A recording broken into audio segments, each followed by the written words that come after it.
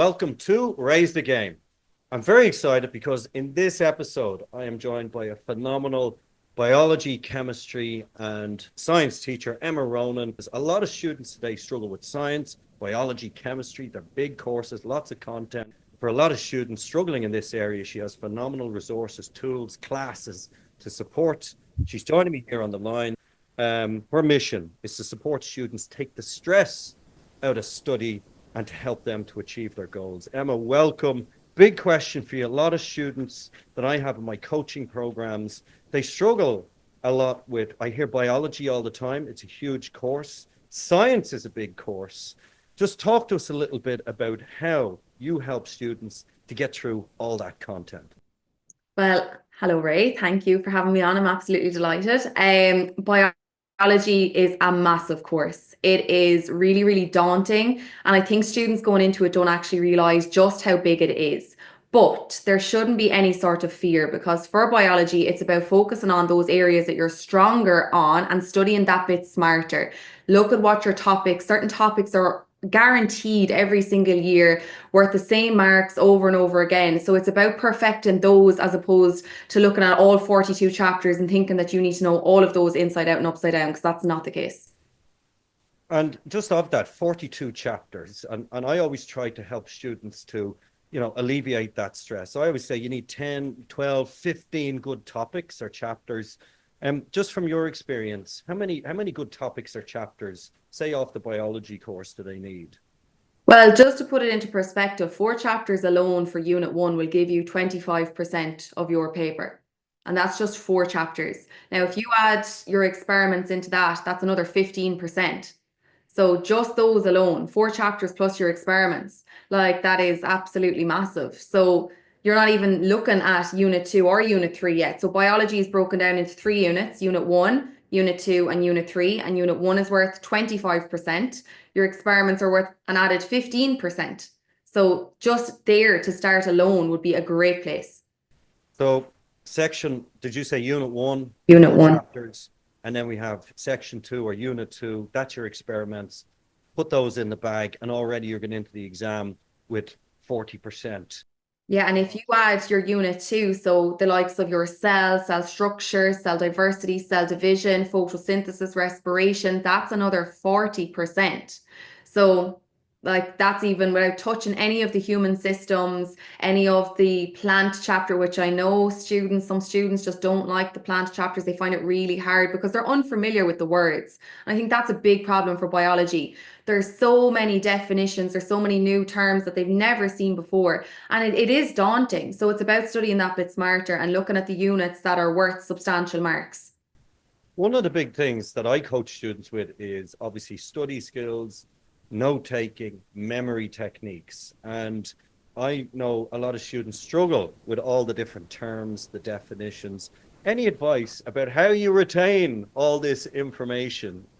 What do you advise your students to do? Well, my students have a normal, like their notes hardback, say. Well, what I started doing a few years ago is I have a little definition hardback. Well, they have a little definition hardback for themselves. And at the end of every chapter, well, not at the end, but like throughout the chapter for homework, they will write in their definitions. And I think repetition is key. But it's not only repetition is writing them out, it's practicing them. And then it's listening to them. It's listening to them on videos or like hearing the words out loud, and really try not to rote learn. Try to actually understand what you're learning, because if you understand what you're learning, you're never going to forget it. And I always say to students, like, if you hear a song on the radio, like how many of them go home and look up the lyrics, but yet they know, all of a sudden they know all of the lyrics to the song, but they've never actually sat down and studied them. So apply the same to any of your definitions or anything, or come up with little rhymes or ways to remember it yourself. Put music to it. You'd be so surprised how quick it can go into your head. And one of the things I love is active recall. So flashcards, testing yourself all the time. I mean, you could be standing on a bus stop on the go and bang out 10 or 20 definitions on the bus. Yeah, 100%. And I love, I make these for my own classes. They're kind of like self-assessment sheets, because I found like mind maps, this word mind maps is thrown around, and a lot of teachers when I was in school used to give us just an A3 page and said, okay, here, make a mind map. And you're like, where do I start? So I think guided questions, if that means that you go and you're studying a topic, you go and you look at the past exam questions, write those questions down on like a page and use that page as like, it's kind of like a flashcard, that focused questions that you know have come up before and will probably come up again. So do you advocate, and especially now, and it depends when people are watching this, we're now recording this just as we're coming into mock exams, but student could be watching this coming into the actual exams in June. You know, now is, let's just say you've got business time of the year. We've got a week, you've got 2 weeks to go before exams. You know, what do you advise students? Because there's a lot of stress, there's a lot of anxiety. You know, 72% of young people struggle with high stress in an exam year. Any advice for just managing that stress and how to create a study plan coming into a set of exams? Yeah, my first thing is if you're studying biology and you want to do well, your section B, your experiments, almost every single question that can be asked has been asked. And that's 15%. You've 3 questions, you only have to answer 2. We know the 8 experiments that can come up in question 8. There's a list. We know the 7 that can come up in question 9, and we know the 7 that can come up in question 10. You only need to answer 2 of those. So perfect them, 15%. And instead of talking negatively to yourself about what you haven't done, look at what you have done. Take back out your 5th year class tests, Christmas tests, summer tests. Obviously, coming into June, you'll have a mock exam result. Take out those because that's what you got wrong. That's where you made your mistakes before. So look back over the mistakes that you've made instead of just trying to cram everything in at once, because that'll ensure that you're not going to make those mistakes again. That's brilliant. So experiments, try and get 15% in the bag, focus on what you have done, and then go back over previous tests, feedback. And that's what I say to students. Don't fear the mocks, use the mocks as feedback. In some Yeah. cases, you're meant to fail the mock, right? You're not meant to. And I see this as well. Some students do really well in the mocks, take the foot off the gas, you know. So any advice for students to, and it's a long school year. And I know you're big on energy management. I know even from your own story, just a lot of students out there struggle today with fatigue, tiredness in school. They come home 8 hours in school, then they got to open up these books. Any advice for students just around managing themselves with all of this, you know, stress and anxiety around exams? Yeah, I think the way you talk to yourself is really important. So for anybody that doesn't know, when I was in 6th year, I actually didn't do my mocks because I lost the use of my legs. I was only in school for 3 days in 6th year, and I have chronic fatigue and Lyme disease. So I still have it. I've struggled through it, but I never spoke negatively to myself. Now, as someone who had brain fog, concentration issues, was constantly falling asleep, I never actually thought I'd be able to sit my leaving cert. But I always told myself, just do your best. Just do your best. That's all you can ask. Never mind what anybody else is doing. Don't be looking at what anybody else is doing. Block out the media. It's all this unnecessary build up. Stop building it up. It's not a big deal. If it all goes wrong, what difference does it make? It might take you a year or 2 extra in the long run to get what you want. Stop putting this pressure on yourself. And when you take that pressure off yourself and you go in a kind of, not, I'm not going to say relaxed, because let's be honest, exams aren't relaxing, but like build yourself up instead of breaking yourself down. And that's really the only reason that I did my leaving cert, because I backed myself. Like I genuinely did. And I think everybody has to back themselves and believe in themselves and say, well, instead of saying, oh, well, I wish I got that done now. I only got 1 chapter done. Say, well, I got 1 chapter done, and that's more than I had done yesterday. And I think that's so important. I love that positive self-talk, backing yourself, building yourself up instead of breaking yourself down. That is fantastic advice to anybody. Just in terms of, and it's interesting, just before we recorded this, I was working with students, particularly around exam strategy. And what I mean by that is a lot of students, they get the timing wrong in exams. So many times you see they leave a question out. You know, I think even for junior cert, right? We're looking at the junior cert paper. I have it here. The junior cert paper. I mean, there's a lot in it. Okay, it's a 2 hour exam. It's 360 marks. Section A is 150. Section B is 210. So even for them to do the calculations to break up, how long do I spend on the first half, the second half, 10 questions for the first part of the paper. We're breaking it down. How many minutes per question? Exam strategy, any advice just around timing and how you approach an exam? Yeah, so for biology, I would say, so your paper is section A, short questions. There's 7 of them, you do 4. Then your section B is your experiments, there's 3 of them and you do 2. And then your long questions is worth the most marks, like minimum 55% of your paper. And I would say a half an hour a question, a half an hour a long question in section C. So 30 minutes for your section A. After 30 minutes, move on. Then section B, 20 to 25 minutes max. And then you spend the remaining, well, bar the last 10 minutes, I would always say minimum 10 minutes at the end to go back through all of your questions if you haven't done already. And one piece of advice I do is, or I would say to my own students even, if you're doing a long question and the 30 minutes is up on, we'll say question 13, move on, park it, stop it, and move on to the next one. Because having one question perfected, but not getting on to your next question, that's going to actually cost you marks. It's better to have 2 like 3/4 questions done than having one perfected and not attempting the next. So a half an hour per long question would be my advice for that. That's brilliant advice. Half an hour, how you broke up the 3 different sections. I think the first section you said half an hour. The Yeah, second section is that unit B, that's the experiments, 25 yeah, minutes, and then yeah. the rest of the paper for section C. And that's where you have all the different topics. Great advice. Obviously, we have a lot of parents who watch this, and parents, in some cases, I hear this a lot. It feels like I'm doing the junior cert again. It feels like I'm doing the leaving cert again. Parents, a lot of the time, are doing as much, if not more, of the work. Yesterday, I was talking to a parent. I said, if it's 80-20, if you're doing 80% and they're doing 20%, you're playing the wrong game. It's got to be the other way around. A lot of parents today are very involved in their child's education for all the best reasons, right? They want to help their teen succeed. Any advice for parents today who are looking at their child struggling their way through these big courses and they just want to do their best to help? Any advice for them? Yeah, so I suppose the first thing is no matter whether you think your child is motivated or not motivated, like at the end of the day, you don't know what they're hearing in school. Like there's an awful lot of pressure in school, there's an awful lot of pressure in peer groups and friend groups.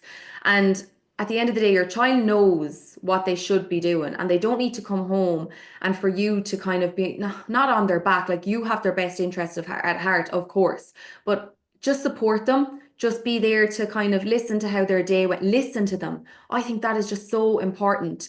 Just instead of saying, have you done this, have you done that, they know what they have to do. If they're 17, 18 years of age, just listen to them and encourage them. And if like they have a test and they go up 5%, instead of like looking at the next 10% that they might need to go up, say, well done, and encourage them. One thing I would say is to encourage them to take breaks of some sort. Try and encourage them not to give up a hobby or something that they're passionate about. And I know time is a big factor, but you are, from my experience with students, the students who keep the things that they're passionate about, whether it be even going out for a walk, out for fresh air, like they are twice as more productive when they come back because they feel like they've had a break. Whereas if you say, no, you can't go to training, you can't go to this, you can't go to that, like they're going to be negatively impacted by that. So listen to them, support them, and really just encourage them. Like they're going to tell you what they need, but they need somebody who kind of encourages them to take a break and looks after their mental health, because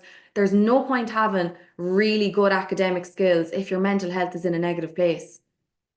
That's great advice. And it is, it's, I hear that a lot about, parents, have you done this? Have you done that? It's almost like, they're the, uh, they're, they're checking up all the time. And sometimes just listening, being there, the cups of tea, the collecting, all that sort of thing. And sometimes being patient, let them come to you, right? So Yeah.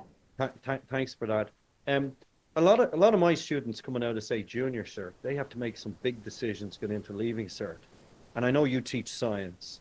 And the question then becomes is, do I choose a science subject? Should I take biology? Should I take chemistry? Should I take physics? Should I take a science subject? And they're big courses. It's a big leap from junior to leaving cert. Any advice around students or parents to help their child decide which science subject or should they take a science subject at leaving cert level?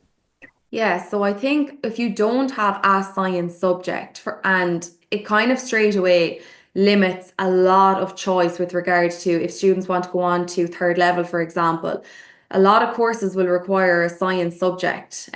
So that's just something to bear in mind. One science subject, not necessarily two. Obviously, some of them will require two, but I would say regardless of, because I know in my own school, science is optional for junior cert. And I am teaching sixth years who never did science as a junior cert subject, and they are absolutely flying. So if your child hasn't done science and wants to take it up, encourage it. It's not going to be any more difficult because the depth that you go into for junior cert is not the same as leaving cert anyway, and everybody starts off at the same level. So don't let that put you off. When it comes to choosing a science subject or which one or more than one to choose, I wouldn't necessarily just focus on how well they did in a junior cert or what they liked or disliked. One big thing is influence from around. Oh, my friend is picking this, so I'm going to pick this, or I'm going to pick the easier science subject. Like, there's not necessarily an easier science subject. It's about what you're interested in, because, in my own opinion, that's half the battle. If you pick something that you like, you're going to be more willing and more motivated to work at it. Whereas if you just pick something that your friend is doing just so you can be in the same class, like it's not going to work.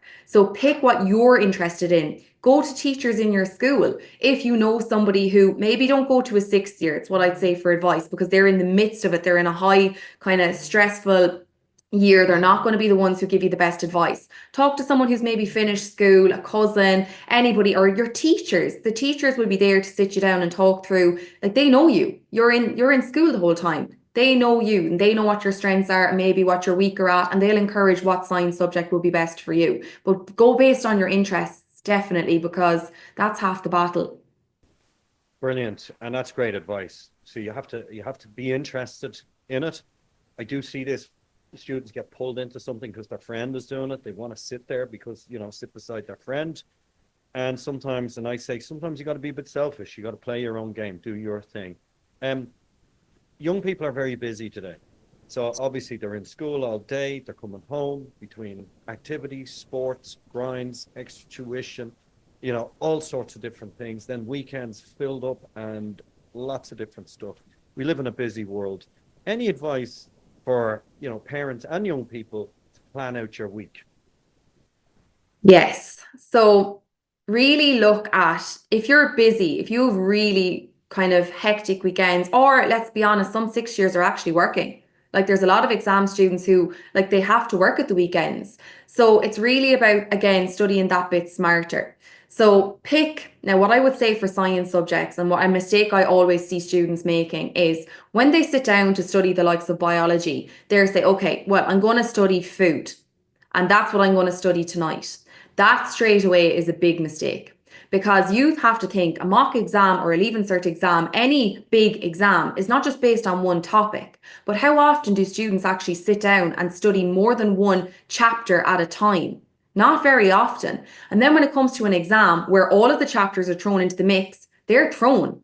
So instead of spending, we'll say 40 minutes just on food, spend 20 minutes on food and then spend 20 minutes on another unrelated chapter because that's what you're going to face in an exam. And that's studying smarter. And you might think, oh, but I'm only getting 20 minutes done. But you're actually going to be better off in the long run because you've practiced two different chapters and that's what you're going to be faced with. Whereas students get a big high stakes exam and they're kind of thrown because they only ever just study one chapter at a time.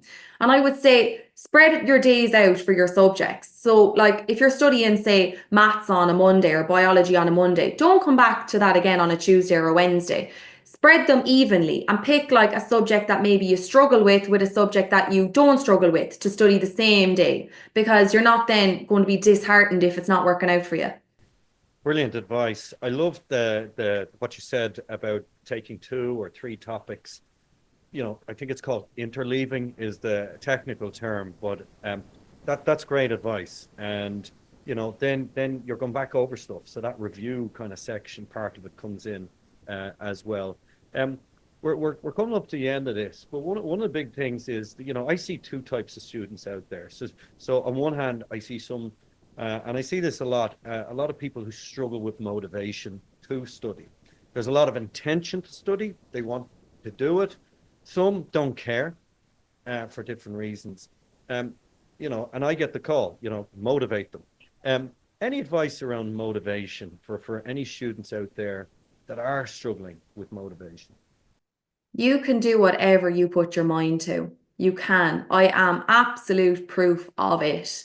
Everybody told me that I wouldn't do my leaving cert. Every teacher told me to drop my higher level subjects, that I didn't need them. I did an extra subject, I did all higher level subjects, and everybody told me that I wasn't going to sit my leaving cert.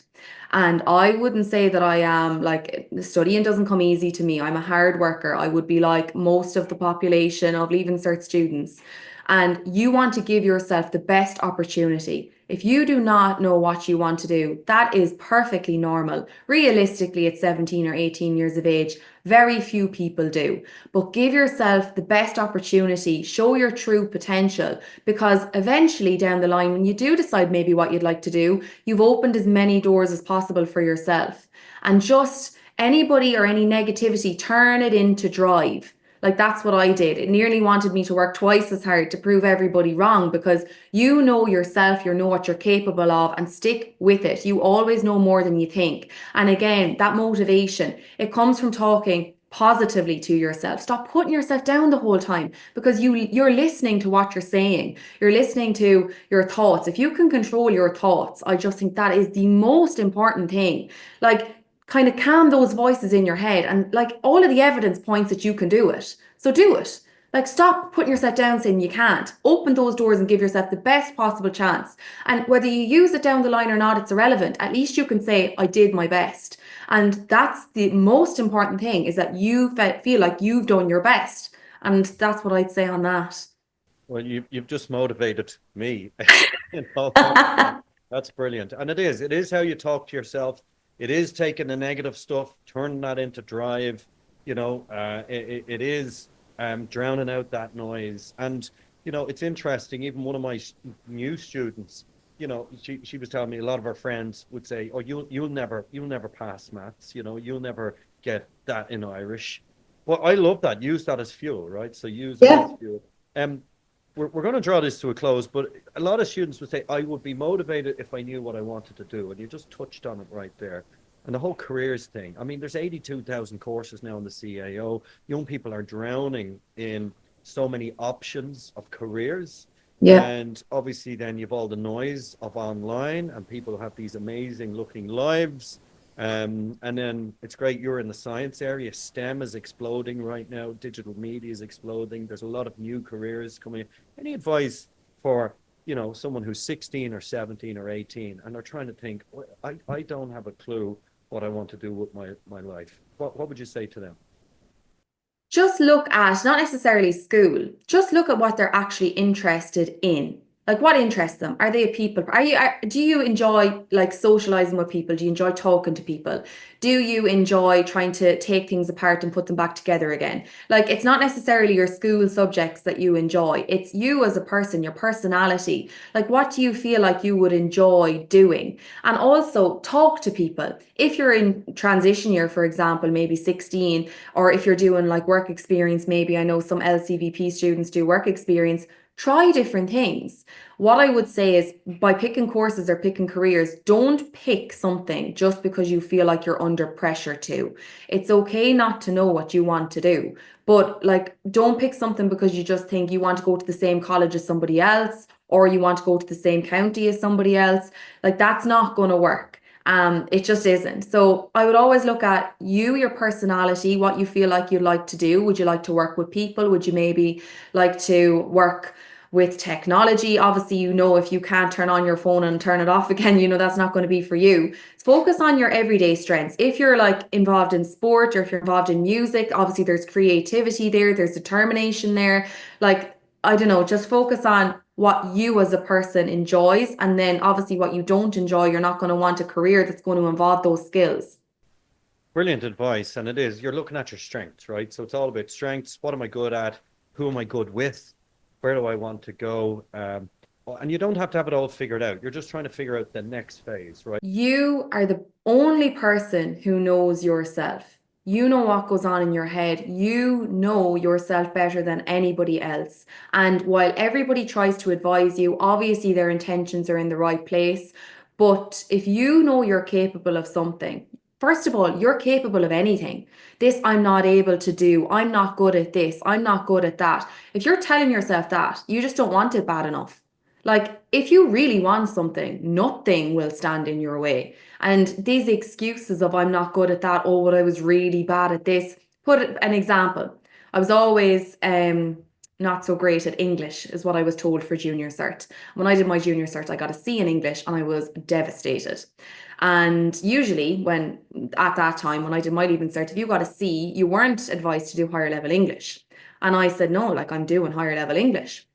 And I worked so hard, and all of the teachers were like, no, you got a C for junior cert, you're not good at English, blah, blah, blah. I ended up getting 97% in higher level English in my leaving cert. Why?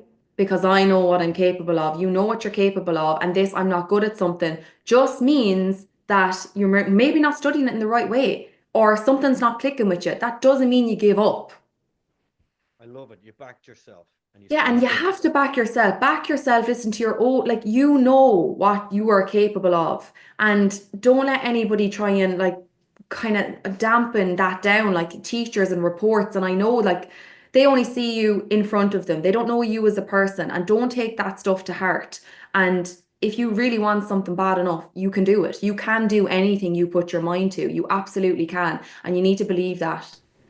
I love that. And one of the like I work with a lot of neurodiverse students, right? So students with ADHD or dyslexia or dyspraxia or autism or lots of different ADD, whatever it is. There's lots of different challenges out there, and I'm sure you do too.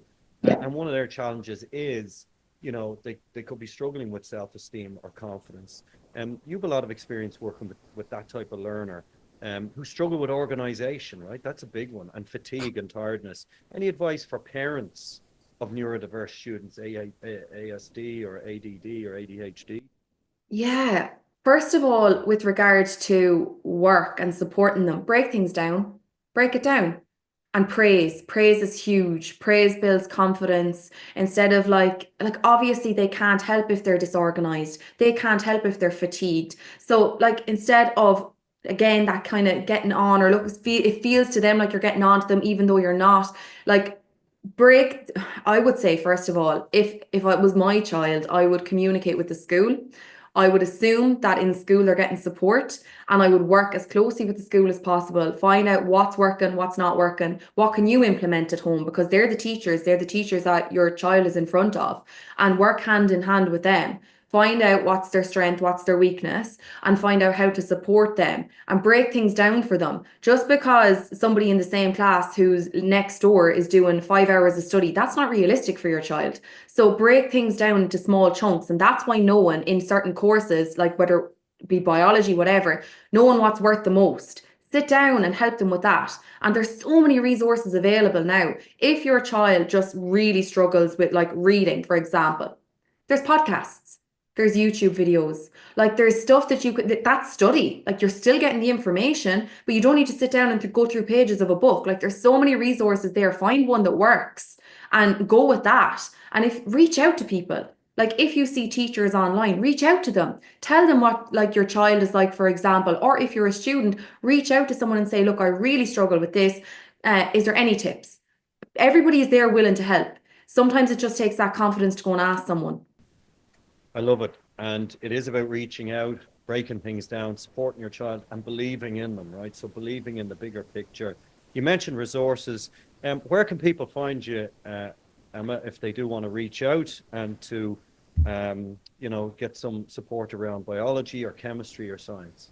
Yeah, so I have three websites. So I have www.juniorcyclescience.ie, and every science note on that for junior cert is completely free. It's all there for students. I also have then www.leavingcertchemistry.ie and www.leavingcertbiology.ie.